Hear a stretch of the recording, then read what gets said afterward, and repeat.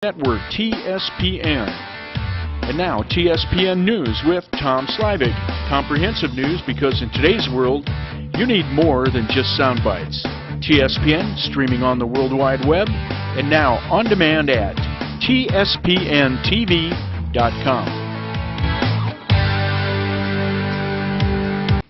Hi everyone, Tom Slavik, and welcome to TSPN's News for today. And today I have our representatives here for Amador County and state government. I've got Senator Tom Berryhill.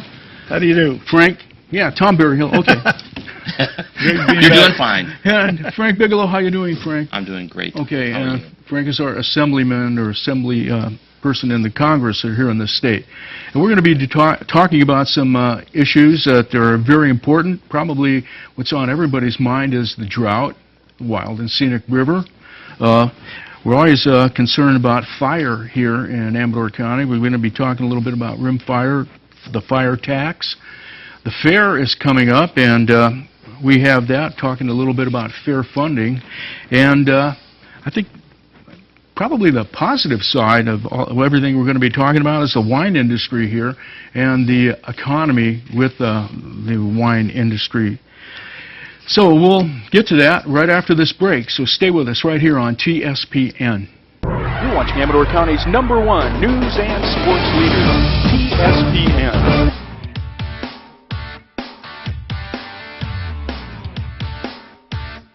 Hi everyone, and we're back, and thanks for coming by. Great being back. Okay, it's Tom Berryhill and Frank Bigelow. Let's get right to it. Well, the first part of the show, why don't we talk about the drought and water? Who wants to start, and how would you want to start?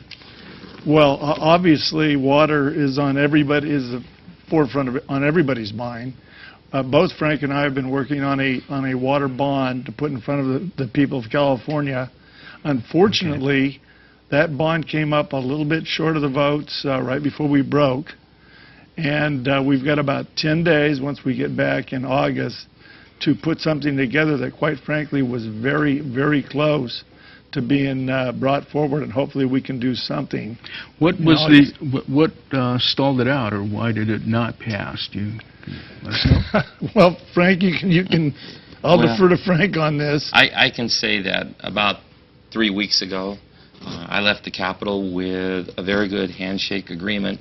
We've settled on all of the specific language. We've settled on the funding amount. And when we came back, unfortunately, certain parties, which I'll just leave nameless at the moment, said no to it. And the governor weighed in the following week and said he wanted a bond that would not exceed $6 billion. The bond that I'm speaking of was $10.9 billion.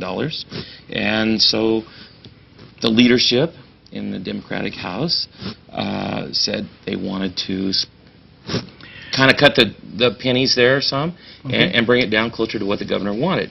From there, we had just a pretty sizable meltdown between the Republicans and Democrats over the cost, and in particular over the policy language. That's very critical to the people here in the rural areas to make sure that their water rights are protected. Okay.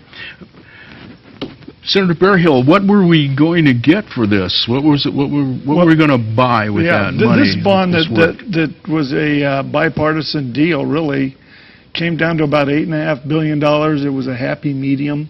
You were going to get two storage facilities out of it, both temperance and sites. We had groundwater cleanup. We had underground recharge. I mean, it was a full package. It was, in my mind, was a pretty good deal. And to have it fall apart at the last, which you got to understand, we've got a lot of new members up there, and people have to set their egos at the door when they walk in. And this bond is bigger than Frank or me or anybody else. This is moving California forward. And I think that if we can get by that part of it, and everybody wanted to be on the marquee, that maybe we can get something done in August. Okay, sounds like a lot of egos involved when we are looking at a drought. The facts that we haven't added to supply in California, and yet our population has grown. And I think I'm talking about like possibly, from 40 years back, 20 years back, certainly. And I felt that the governor was way behind, not way behind, but way for getting this package together in the reservoir and getting some supply. So, Well, let me say that Tom hits on a very good point. There's a lot of new members. I'm one of those new members. But the fortunate part about my background, having been 14 years county supervisor, I was also the president of the State Association of Counties. I had my feet wet, and I was running, no pun intended there. But the reality is we have a lot of folks who are elected from Los Angeles, in the L.A. Basin area, not Right. just say L.A. But let's be real clear. They still have plentiful water. And they only are plentiful because they're getting the Northern California waters. They're getting waters from Colorado. And that's keeping them whole at this point. People up here, like where Tom lives right now, the middle of this year in September, they may not have water. The people that are serviced out of the Folsom Lake in Sacramento, same thing. The middle of September, they may not have water, even in the Capitol building, to provide water. Yeah, we're looking at Northern California folks who understand and get the memo. Unfortunately, we don't have all the votes. well, that's interesting. I wouldn't have right offhand thought that it would be Los Angeles who was saying we don't need water. Tom, we've got infrastructure for 18 million people. There's 40 of us. Right. In the next 10 years, there's going to be 50. And we've got an opportunity right now to do something for our kids and grandkids that are really going to mean something. And that part of what we're doing is exciting. And hopefully we can bring everybody together when we get back up there in August and put something in front of the California voters that makes sense. If you have to pare back to the it sounded like you said $5-6 billion price tag, what would you pare out? It doesn't work. Okay. We need to build those two storage facilities. We need $3 billion. So that's that. The other important ingredient in this whole water bond that we haven't talked about is water rights. That took us 2 years to negotiate our water rights, which means they can't once they're in concrete, they can't steal them from us. If they build a conveyance system and we don't pass this bond, Matt's going to be able to steal our water fair and square, and that part of it really concerns me, and I think should concern everybody up here in Northern California. Okay, so those reservoirs, where would the water go from those reservoirs? Who would benefit from the reservoir water? Well, there's a lot of people that are going to benefit from it, starting with the local communities who are going to get the groundwater recharge, the recreational value, the hydroelectric value. They're going to get the water in their communities. The environment's going to benefit by it. So there's a plethora of folks who are locally going to benefit from those waters coming out of the reservoirs. And that's a good thing for us from the holistic standpoint. As that water goes downstream, people in other communities, whether it's in the Delta area that are going to benefit from that, or it's going to be able to be routed around through the farming communities that don't have water, either underground or above ground, because the water's gone from their existing supplies. So we have an opportunity to really push that out to a lot of people and benefit a lot of folks. It helps all the communities, it helps the fish, and if we could get those pumps going, once that water gets further down the stream, it helps our farmers. Right now, down in the Fresno area where Frank and I represent, they're talking about 50 and 60% unemployment in both the east and west side, Right. just because of fallow ground. That is a tragedy for not only the farm workers, but the restaurants, the gas stations, the auto ships, everybody. So the importance, we don't know if it's going to rain or not. You know, we heard there was going to be a super El Nino, and then they said, well, maybe it's not a super El Nino. Maybe it's just they don't know what it is. Right. Also, sometimes we anticipate so much water that we empty the storage facilities and wind up not having enough water in the cycles because of what you say. We're really not Spengalis, and we're able to know what the future is going to bring. You know, we're running we talked a lot about this subject, longer than I thought about just this, the initial water bill. We're going to take a break and we'll come back and then we'll talk about the Wild and Scenic. I'm sure it shares a lot of commonalities. Stay with us right here on TSPN. You're watching Amador County's local television network, TSPN.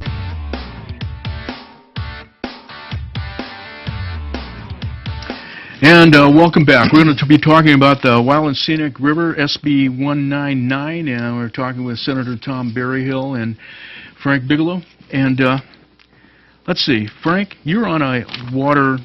What is your assignment? You're in a. I have 5 key committees that I serve Okay. on.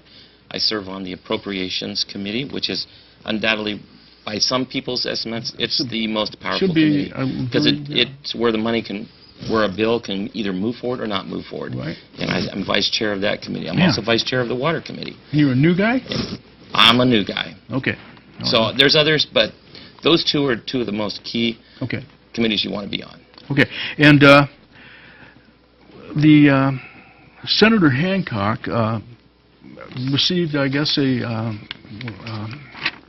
resolution from our neighboring county, Calaveras, saying, I think it would be great, more or less, I'll just put it as small as I can, it would be great if the McCollum became Wild and Scenic in this certain stretch.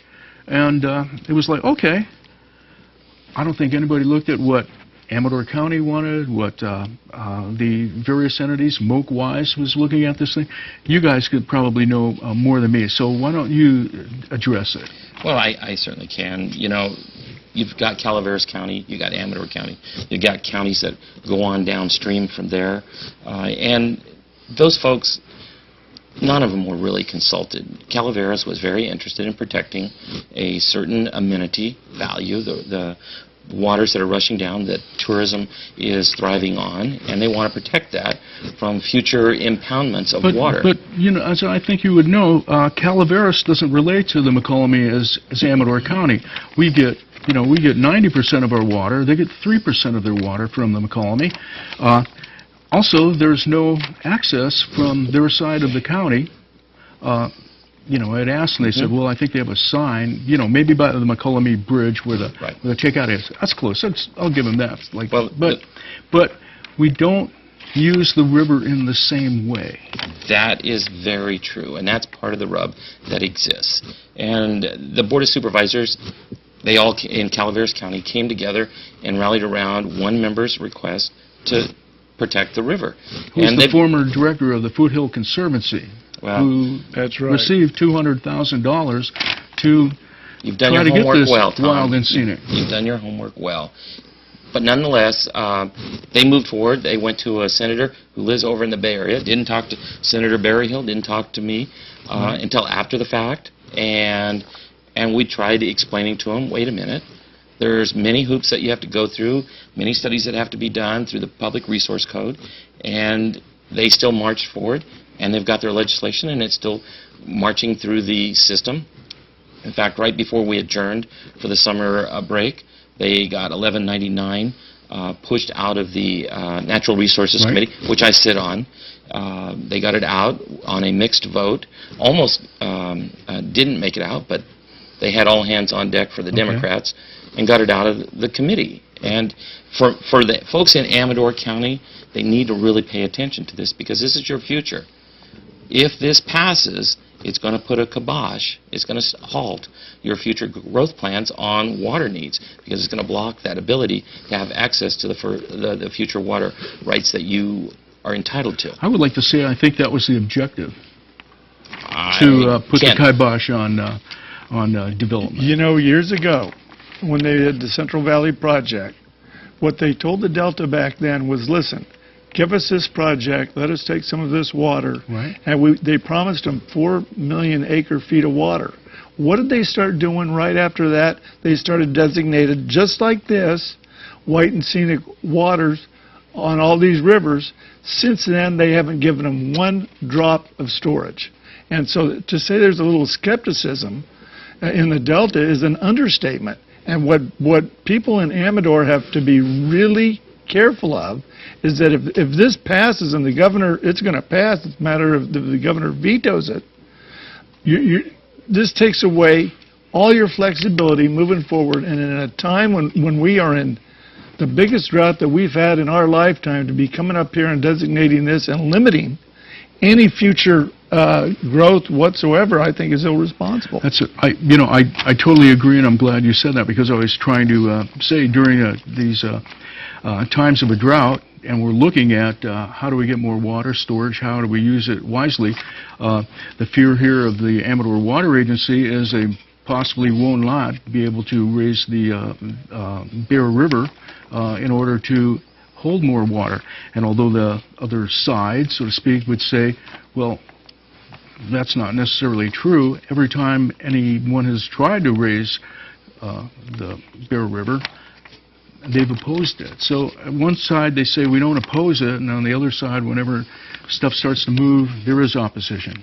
There's been, in the new bond, as a matter of fact, there was to the tune of $800 or $1 billion or so designated for all these conservancies all through the Sierra Nevada that could do little dams. We could do little projects here, there, and the other place. In Tuolumne, we've got an old flume system that loses 40% of its water. Well, that's not very efficient.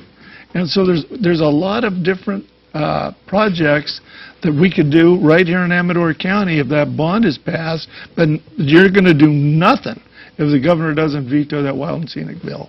And that goes back to your drought point. Right. I mean, they're all intricately tied together, and it's kind of sad that we're now talking about doing something on short like this. time. Is the governor very concerned about the drought? Is as much concern in reality that we hear?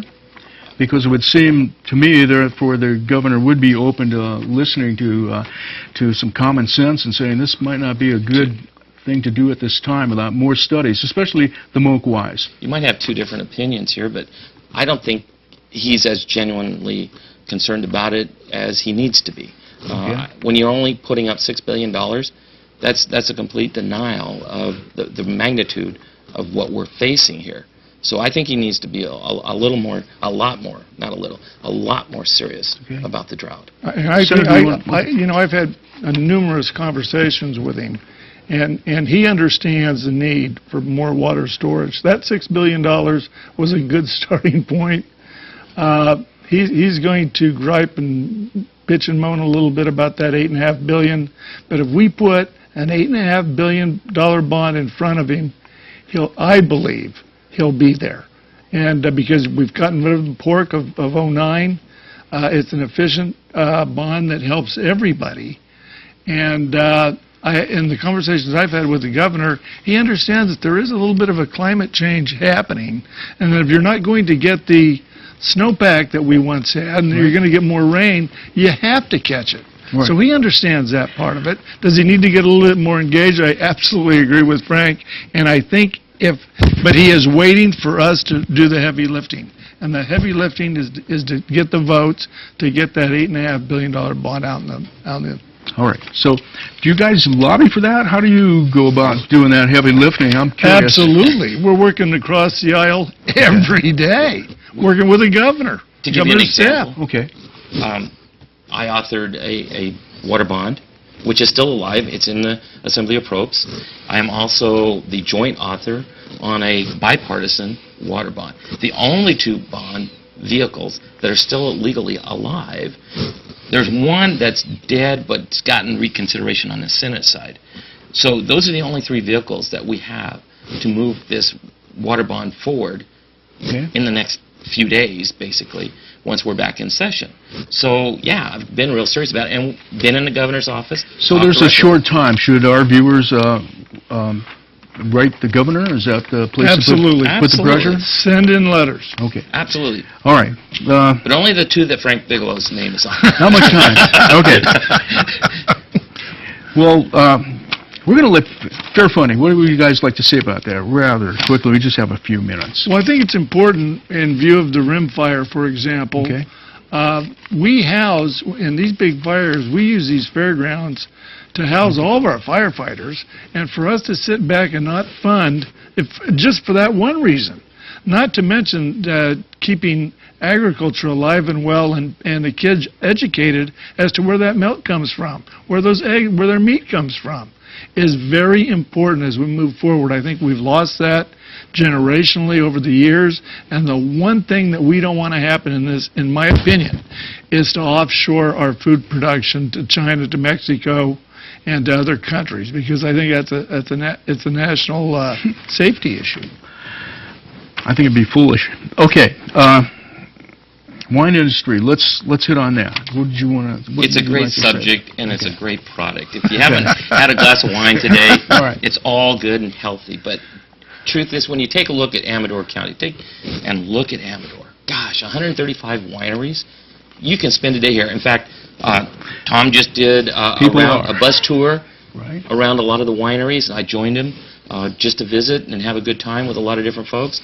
I actually have suggested idea to many of our members, and several of them put their own bus tours together, and they've come up here, they've gone around Schoolhouse Road, visited a lot of the folks that we recommended. Come up on the weekends. There's a lot of music and entertainment Oh, going on here as well. It's amazing. There's all kinds of stuff up here, and it's not just here. You could go into other counties as well and enjoy wine, but here in Amador, just here. Amador is really hopping right now. Right. It really is. It is. It certainly is.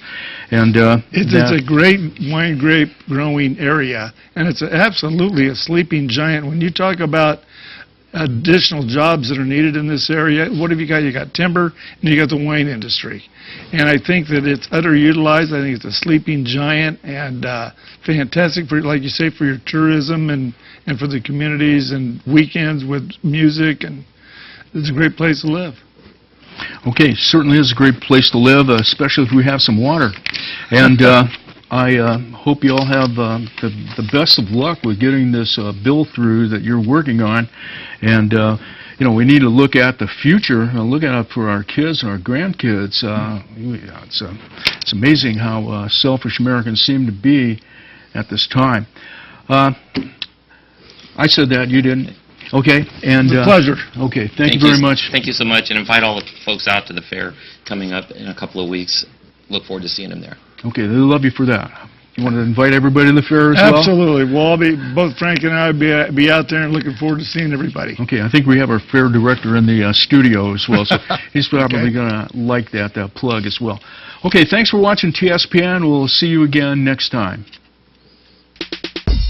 You're watching Amador County's local television network,